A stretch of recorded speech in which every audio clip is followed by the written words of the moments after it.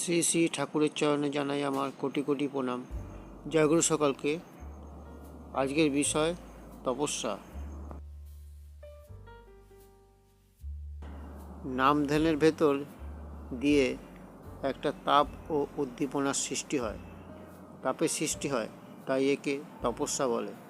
তপস্যা নিয়ে আসে একটা সম্বেগ, কিন্তু এই সম্বেগকে কর্মে প্রযুক্ত না করা হয় তাহলে তা শুধু নিষ্ফল হয় না, তা নিয়ে আসে অবসাদ।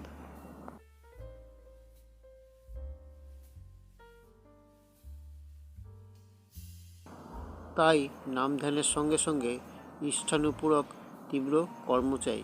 অতন্দ্র কর্ম বা প্রীতি না থাকলে নাম ধ্যানের একঘেয়ে হয়ে যায়, তাতে কোনো রস পাওয়া যায় না।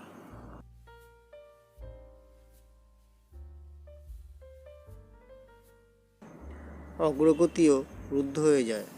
আবার কর্মপ্রচেষ্টা আছে কিন্তু নাম ধ্যান নেই, আর ভেতর দিয়ে নানান প্রবৃত্তির অবিলতা এসে জোটে, আর কর্মের মধ্যেও থাকে না ইষ্টচেতনা, সরসতা ও উপভোগ।